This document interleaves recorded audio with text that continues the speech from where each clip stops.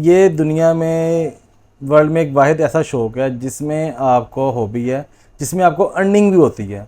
इसके अलावा ऐसी कोई हॉबी नहीं है जिसमें आपको अर्निंग होती हो। 2008 में मैंने शौक स्टार्ट किया तो उस टाइम मेरा बर्ड भी नहीं सेल होता था, 2010 तक नहीं सेल हुआ। एक जो आपकी फेसबुक होती है ना, वो समझ लें आपकी एक शॉप है। जब फोस्टर पेयर मैंने वैसे कभी यूज़ नहीं किए, ना मैं किसी को रिकमेंड करता हूँ, क्योंकि बर्ड आप जितनी बर्ड से ब्रीड लेंगे बर्ड की एज उतनी कम होगी। बर्ड ना एक ही विटामिन पे जब इम्यून हो जाता है ना, तो वो नहीं देती, उसका रिजल्ट वो नहीं रहता है उसका ना। जब आप एक ही चीज़ खाते रहेंगे तो कुछ अर्से बाद आपको उसके आदत हो जाएगी, तो आपको वो ज़्यादा असर नहीं करेगी ना। तो हर साल चेंज किया जाता है। इसीलिए अगर आप कोशिश कर सकते हैं कि आप 12 मंथ सेम टेम्परेचर दे सकते हैं तो वो बर्ड के लिए बहुत अच्छा है। जैसे मेरा कंट्रोल शेड है, तो मैं सर्दियों में गर्मियों में मेरा एसी चलता है और सर्दियों में टेम्परेचर वैसे ही आपको पता 18, 19, 20 रहता है।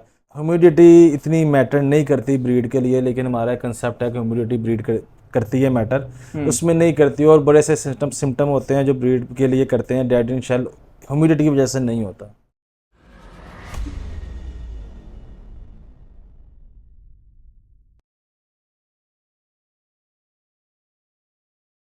अस्सलामुअलैकुम, दिस इज़ मोहम्मद इरफान एग्रीकल्चरस। आज हम आए हैं लाहौर में आपको विजिट करवाने के लिए फैजी भाई का लव बर्ड का सेटअप। फैजी भाई का माशाल्लाह 14 साल का एक्सपीरियंस हो चुका है। पिछले 14 साल से लव बर्ड्स को ब्रीड करवा रहे हैं और माशाल्लाह से इनके पास 150 पेयर अवेलेबल है लव बर्ड के डिफरेंट म्यूटेशन में। आए फैजी भाई से बात करते हैं उनकी जर्नी के बारे में। अस्सलामुअलैकुम। वालेकुम सलाम। फैजी भाई कैसे हैं? अल्हम्दुलिल्लाह। आप सुनाएं। फैजी भाई सबसे पहले तो ये बताएं कि आपने स्टार्टअप कितनी इन्वेस्टमेंट से लिया था और कितने एरिया से लिया था? अच्छा जी, इन 2008 मैंने एक छोटा सा वैसे शौक के तौर पे एक सेटअप बनाया, जिसमें मेरे 8 kgs वाली एक वो अलमारी जो होती है वो थी। और मैंने सब बर्ड से स्टार्ट लिया। मैंने उसमें डव भी ला के रखी, पिजन भी ला के रखा, फिंचिस भी ला के रखी, ऑस्ट्रेलियन बजरी भी ला के रखा, लव बर्ड भी ला के रखा। सब कुछ लगाया शौक के तौर पे। तो लेकिन वो ज़्यादा देर नहीं, सिर्फ 15 से 20 दिन ही हो रहा है। तो उसके बाद ये शौक बचपन से था, ऐसा बूस्ट हुआ कि वो जो 15 से 20 दिन में वो एक अलमारी से 3 अलमारियाँ हो गई थी मेरे पास। ओके, फैजी भाई कितनी देर से कर रहे हैं आप love bird farming? Love bird जो सही फार्मिंग स्टार्ट की वो मैंने की 2010 से, जिसमें उस टाइम मेरे पास फिंचिस होती थी और ऑस्ट्रेलियन होता था और लव बर्ड होता था। वैसे भाई इस टाइम आपके पास कौन कौन सी म्यूटेशन अवेलेबल लव बर्ड में? लव बर्ड में ऑलमोस्ट सब म्यूटेशंस हैं जो कि अभी है, जो भी रिसेंटली म्यूटेशंस आई हैं, जिसमें येलो फेस है और सफ़ायर वगैरह वो मेरे पास नहीं है। उसके अलावा डैन फेलो तक मेरे पास सब म्यूटेशंस है लव बर्ड की। वैसे भाई आपने माशाल्लाह पहले शौक किया, उसके बाद बिजनेस में है, तो आपको कौन सा पॉइंट ऐसा लगा कि मुझे बिजनेस में आना चाहिए बर्ड्स में?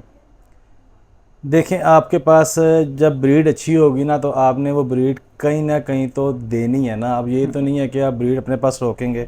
तो जाहिर सी बात है, न्यू इन्वेस्टमेंट करनी है, न्यू म्यूटेशंस बाय करनी है, तो उसके लिए आपको मनी भी चाहिए। तो ये दुनिया में वर्ल्ड में एक वाहिद ऐसा शौक है जिसमें आपको हॉबी है, जिसमें आपको अर्निंग भी होती है। इसके अलावा ऐसी कोई हॉबी नहीं है जिसमें आपको अर्निंग होती हो। आपका सिर्फ उसमें एक्सपेंस ही होता है। अर्निंग इस हॉबी के अलावा किसी में भी नहीं है आपके पास। वैसे इम्यूनिटी की बात की जाए तो लव बर्ड की इम्यूनिटी कैसी है? लव बर्ड की इम्यूनिटी बहुत अच्छी है। इससे ना सर्दी कुछ कहती है, ना गर्मी कुछ कहती है, और ना इस पर डिसीज़ जल्दी आता है। तो लव बर्ड की इम्यूनिटी मेरी नज़र में बहुत अच्छी है। वैसे भाई लव बर्ड एक साल में कितने क्लच करते हैं और एक क्लच में कितने बच्चे दे देते हैं? अच्छा, अब मैं पाकिस्तान की बात करूं तो पाकिस्तानी तो कहते हैं कि जी एक साल में 6 क्लच देते हैं, लेकिन जो हमें बुक्स कहती हैं, जो हमें आर्टिकल्स कहते हैं, उसमें ये है कि जी आप सीज़न में मैक्सिमम 2 क्लच लें, इतना ही है। और पाकिस्तानी ब्रीडिंग सीजन स्टार्ट होता है वो नवंबर से मार्च तक स्टार्ट होता है। तो लेकिन हमारे इधर जिसका जो दिल करता है वो कर लेता है। और एक क्लच में फैसे भाई कितने बच्चे आ जाते हैं? अच्छा, इसकी जो एवरेज होती है वो होती है 4 से 6 की एक क्लच में जो होती है। और अगर आप 2 क्लचेस लेते हैं तो आपको 8 से 12 चिक्स आ सकते हैं। तो अगर ज़्यादा फोस्टिंग वगैरह करते हैं तो ऑब्वियसली आप ज़्यादा ले सकते हैं इसमें। और फैसे भाई इनकी हैचिंग ड्यूरेशन कितनी होती है? अच्छा, 22 से 26 डेज तक जो ये हैचिंग ड्यूरेशन होती है। उनका बच्चा कितनी देर में सेल्फ हो जाता है लव बर्ड्स का? बच्चा इनका सेल्फ होता है 50 से 60 डेज में। ओके, फैसे भाई हर बिजनेस के 2 पॉइंट होते हैं, तो लव बर्ड के आपके हिसाब से क्या डिसएडवांटेजेस क्या हो सकते हैं? डिसएडवांटेजेस बात है कि सप्लाई की, अगर आप खुद को अपग्रेड करते रहेंगे तो कोई डिसएडवांटेज नहीं। अगर आप बिजनेस पॉइंट ऑफ व्यू से कर रहे हैं, अगर आप शौक कर रहे हैं, मुझे शौक है ग्रीन फिशर का, तो मेरे लिए आज भी ग्रीन फिशर्स होना, तो डिसएडवांटेज कोई भी नहीं होता इसका। आपके पास अगर ब्रीड अच्छी है तो आपको लव बर्ड में डिसएडवांटेज कोई भी नहीं है। और फैज़ी भाई ब्रीडिंग एज क्या है इनकी? अच्छा, ब्रीडिंग एज जो रिकमेंडेड है वो तो यही है कि आप इसको 15 मंथ से ब्रीडिंग पे लगाएं, लेकिन ये 6-7 मंथ का बड़ी ब्रीड कर जाता है। ओके, फैज़ी भाई एक नया बंदा स्टार्टअप लेना चाह रहा है, कितनी इन्वेस्टमेंट से ले और कितनी एरिया से ले वो? अच्छा, वो आप 10,000 से भी स्टार्ट कर सकते हैं। अब डिपेंड करता है कि आपने क्या लगाना है क्या नहीं लगाना। नहीं तो आप फिशर के 2 जोड़े 10,000 में लगा सकते हैं। वो पेयर लेके आए कि पट्टे लेके आए स्टार्ट में? नहीं, पट्ठे लेने चाहिए। पेयर, ब्रीडिंग पेयर या अडल्ट बर्ड्स नहीं, मैं कहूँगा पट्ठे लेने चाहिए। और कौन सी म्यूटेशन स्टार्ट करें? न्यू है तो आप लुटिनो वगैरह से स्टार्ट करें, बेहतर है, या ग्रीन फिशर से स्टार्ट करें। फैज़ी भाई आपके मुताबिक शेड कौन सा अच्छा रहता है, इंडोर शेड सही रहता है कि आउटडोर? अच्छा, मेरा जो एक्सपीरियंस है ना वो इंडोर का बहुत अच्छा है। All over the world control shed से चलते हैं, तो मेरा कंट्रोल शेड है। अगर आप उसको मेंटेन कर सकते हैं, सब कुछ हाइजीन वगैरह देख सकते हैं, तो आप कंट्रोल शेड पर जाएं, वो बेटर है। तो फैज़ी भाई ब्रीडिंग के लिए प्रॉपर रिक्वायरमेंट्स क्या क्या पूरी होनी चाहिए? बर्ड की एज होनी चाहिए, न्यूट्रिशन पूरी होनी चाहिए, जो बर्ड्स को विटामिन की ज़रूरत होती है वो होनी चाहिए बर्ड्स में पूरी। तो और कुछ भी नहीं है उसके लिए। सेटअप आपका एनवायरनमेंट अच्छा होना चाहिए, लाइट अच्छी होनी चाहिए।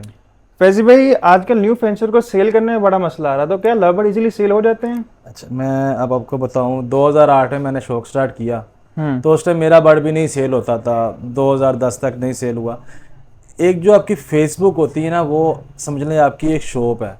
अगर वहाँ पे आपका डिस्प्ले इरफान भाई नहीं है तो आपकी सेल नहीं है। ऐसे ही है। अब जो ब्रांड होता है कोई भी, जैसे आप किसी भी ब्रांड की बात कर लें, बेशक वो कपड़े का है या किसी भी चीज़ का ब्रांड है, तो उनका जो डिस्प्ले होता है ना वो अच्छा होता है। अगर डिस्प्ले अच्छा ना होता आप दुकान के अंदर ही नहीं जाएंगे उसकी।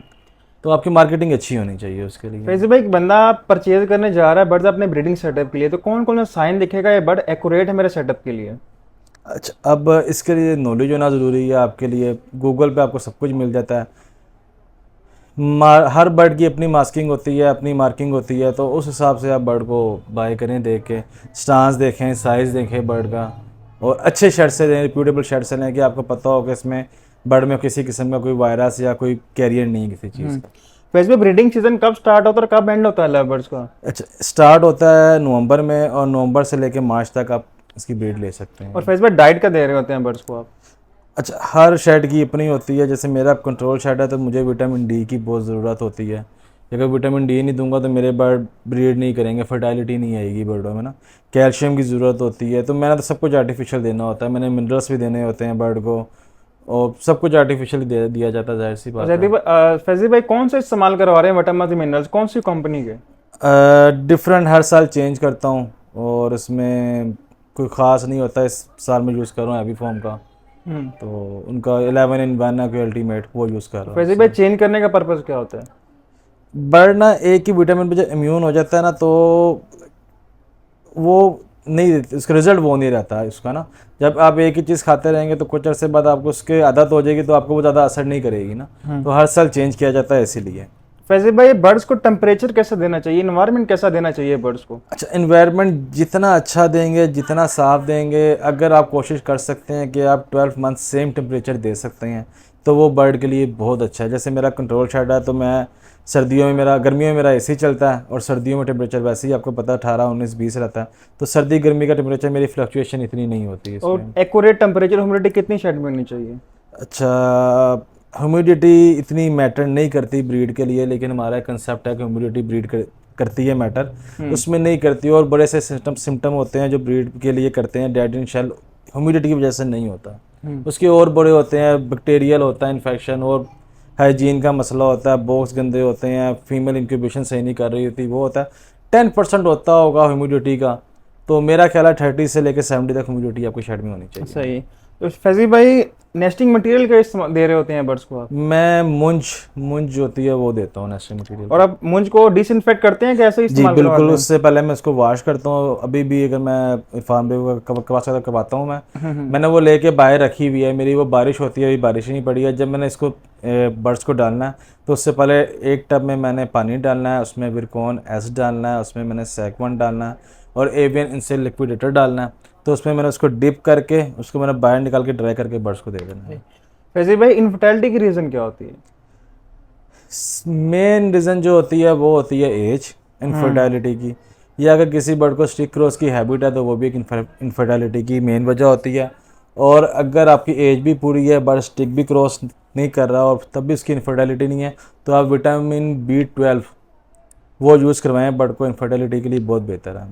फैजी भाई, अगर डीएनए के बगैर कौन कौन से साइन होते हैं बर्ड्स में जेंडर चेक करने के? जेंडर चेंज करने के जी DNA जो है वो ऑथेंटिक है, बिल्कुल। और आप जितना मर्जी आपका एक्सपीरियंस हो, आप 100% श्योर नहीं हो सकते।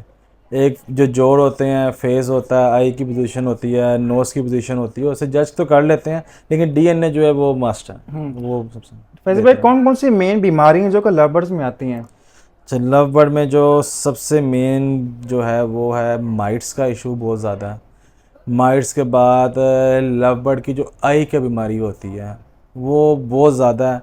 वो वेदर फ्लक्चुएशन की वजह से आती है, वो आपका जो बाहर से इंपोर्ट होकर बर्ड आता है उसकी वजह से आती है। और माइट्स का सोल्यूशन क्या है, और आई इन्फेक्शन का क्या सोल्यूशन हो सकता माइट्स अब काफ़ी तरह की होती हैं, तो माइट्स के लिए आप उसको एवियन इंसेक्ट लिक्विडेटर आता है, उसका स्प्रे करें बर्ड्स को। स्कैट लगाएं बर्ड्स को आप, और सैगवान एक आता है पोल्ट्री की है, आप उसका स्प्रे करें तो वो सब कंट्रोल कर सकते है? हैं। फैजी भाई, डिवर्मिंग कौन सी इस्तेमाल कर रहे हैं आप? डीवॉर्मिंग मैं नहीं करवाता, मेरा होता है कि मैं बर्ड को वीकली सिरका दूंगा। जो विनीगर होता है, मेरी कोशिश होती है मैं वीकली डे में 1 दिन लाजमी दूँ, तो मुझे ज़रूरत नहीं पड़ती और डीवॉर्मिंग। डिवर्मिंग आप विनीगर से ही कर रहे होते हैं रेगुलर? विनीगर से कर रहे होता हूँ, वीकली में 1 दफ़ा लाजमी देता हूँ। फैजी भाई, फोस्टर पेयर कौन सा इस्तेमाल कर रहे हैं आप? तो फोस्टर पेयर मैंने वैसे कभी यूज़ नहीं किए, ना मैं किसी को रिकमेंड करता हूँ, क्योंकि बर्ड आप जितनी बर्ड से ब्रीड लेंगे बर्ड की एज उतनी कम होगी। फोस्टरिंग रिकमेंडेड नहीं है। हाँ, अगर मेरे पास फ़र्ज़ करें किसी पेयर ने 2 बच्चे निकाले हैं और किसी पेयर ने फिर 2 बच्चे निकाले हैं, तो मैं जो चिक्स होते हैं उनके आपस में वो एक दूसरे की जगह नीचे रख देता हूँ, लेकिन मैं फोस्टरिंग नहीं करता ज़्यादा, उसके हक में नहीं है फोस्टरिंग। फैजी भाई, जब ब्रीडिंग सीजन में चिक्स आए होते हैं तो पेरेंट्स को क्या डाइट क्या दे रहे होते हैं उस टाइम? क्या फीड में चेंजिंग वगैरह लेके आते हैं? उसमें जो सीड मिक्स होता है वो तो मेरा पूरा साल का एक होता है, लेकिन जो उसमें एग फूड होता है वो दिया जाता है, वेजिटेबल्स दी जाती हैं आपकी, और सीजनल फ्रूट अगर एप्पल उसमें हो तो ग्रीन एप्पल जो होता है वो क्रश करके देता हूँ मैं, वो बहुत अच्छी है बर्ड्स के लिए। तो फैजी भाई, आप एंड पे क्या एडवाइस देना चाहेंगे? मैं सबको एडवाइस यही देना चाहूँगा कि ये हॉबी बहुत अच्छी है, हम सबको अपनी यूनिटी दिखानी चाहिए और मिल के काम करना चाहिए इस हॉबी में। बहुत अच्छे दोस्त हैं, जो आपको रिस्पेक्ट इस हॉबी में मिलती है वो आपको दुनिया में किसी हॉबी में या किसी बिजनेस में नहीं मिलती। बिल्कुल। बहुत शुक्रिया फैजी भाई, आपने अपना कीमती वक्त दिया और बहुत अच्छा इंटरव्यू दिया। मैं बहुत thank you so much everyone. उम्मीद है कि आपको आज की हमारी वीडियो पसंद आएगी।